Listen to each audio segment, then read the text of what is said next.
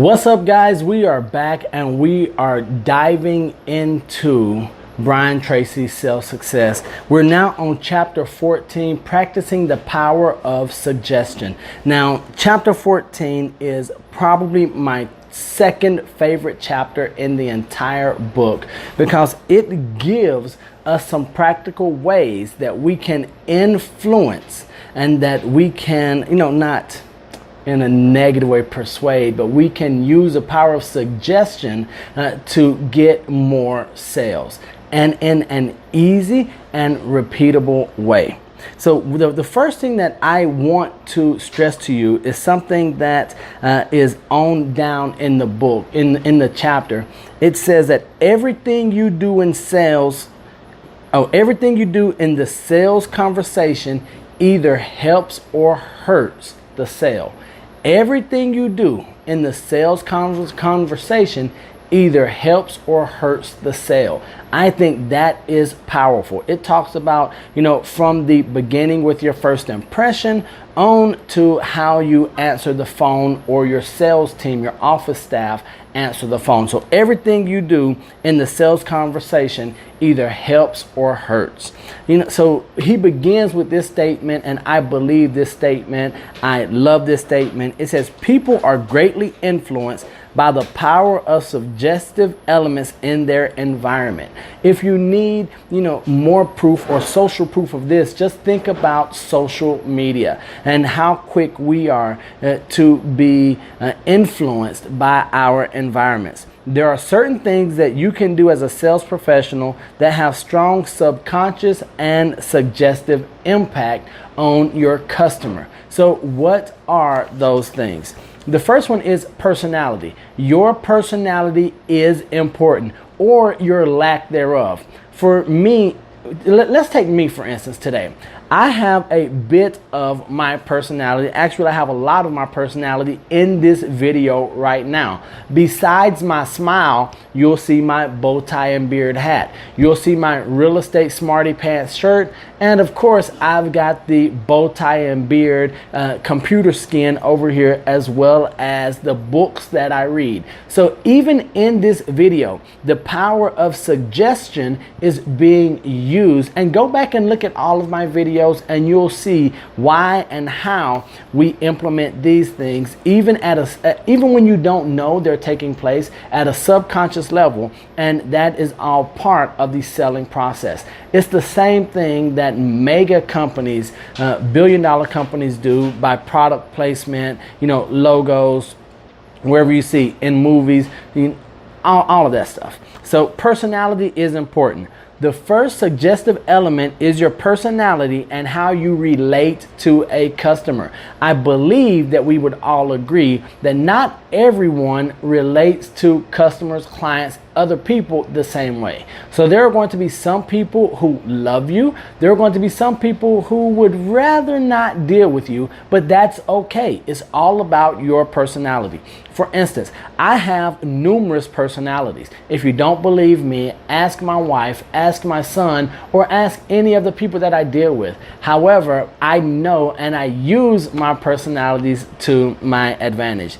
The depth of your belief in the goodness of your product or service and in your company also have a powerful, positive, suggestive influence. So not only your personality, but how much you believe in what you're selling. For instance, I'm in real estate. I am selling myself. Not in a bad way. Don't call the authorities. See, that's my personality coming through again. But I am selling myself. Now, my belief in my product is another important factor when it comes to suggestive influence. Your voice is vital. Now, this is something that I want you to take special note of when it comes to using your voice. And here is a line that I've used and that I've taken and I've implemented into all of my presentations, my conversations, and my daily life. Speaking clearly is a strong suggestive influence. People who speak up and raise their voice on the last words of each sentence have a far greater impact than those whose voices drop.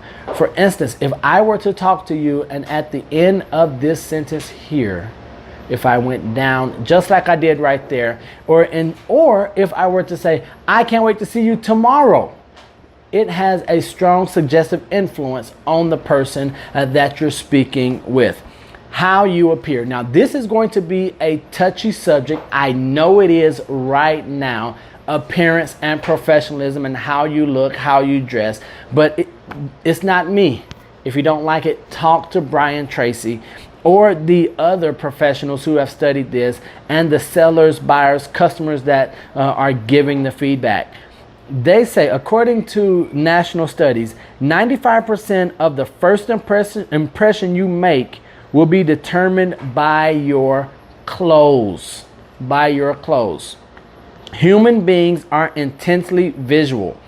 Within 4 seconds of seeing you for the first time, experts say that people have made the first conclusion about you. So the first 4 seconds, what are people saying about you in that first 4 seconds? That was about 4 seconds right there. So that should let you know it doesn't take long for people to say, how are they dressed? What clothes are they wearing? Now, I want to be clear when I say this. It is not about wearing expensive clothes. It's about finding a look that works well for you and then embracing that look and doing it. So whether you are getting clothes from, a department store, or if you're getting them from a big box store, or if you're getting something that has been passed down to you, as long as it is clean, kept, and in good repair, that's all that matters. But you want to be intentional about the look and your appearance. Now, this was very, very helpful and exciting for me as an average looking person. So this is what I want you to know. It says, you do not have to be handsome or beautiful. Thank God for myself.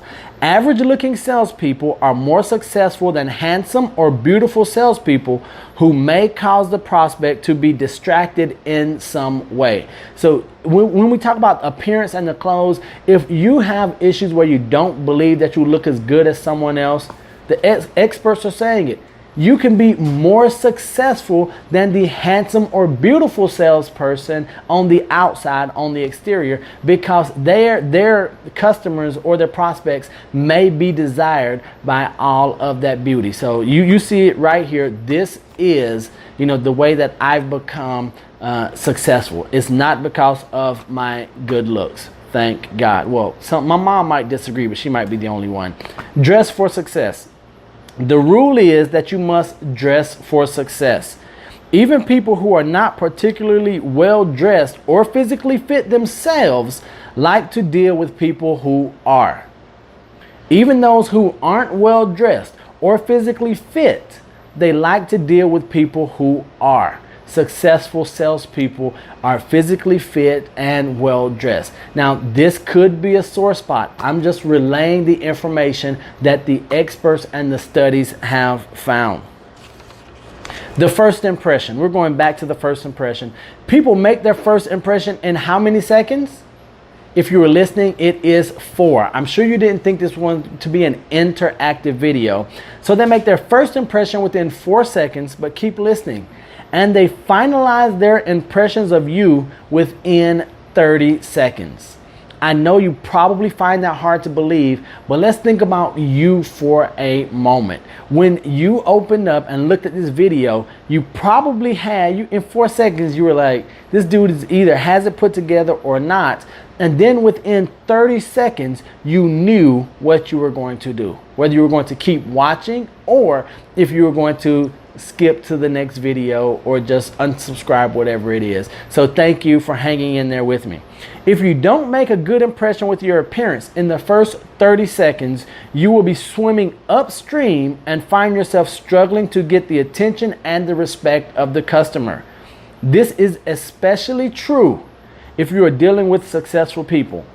they are usually more critical and judgmental of the people that they deal with. So if you're looking to deal with affluent, successful, high net worth individuals, I know they can dress however they want. That does not give you permission to ever dress for less than success or less than your best. So just keep that in mind. And then you want to put your product in the best light possible. Make sure that you display your product in its very best light. Be sure all of your sales materials are clean, neat, and attractive. And if you are in the business of selling service, or if you're in the service industry, you are your product. So you need to make sure that your product, yourself, is positioned in the best light as possible. In terms of the power of suggestion, everything that the customer sees, hears, or feels has an impact on the customer's final decision to buy your product or service or not. So remember, everything counts. Everything. So that's how you make a stellar first impression. That's how you dress for success. And that's how you practice the power of suggestion. Until next time, don't be average. Be world renowned. Peace.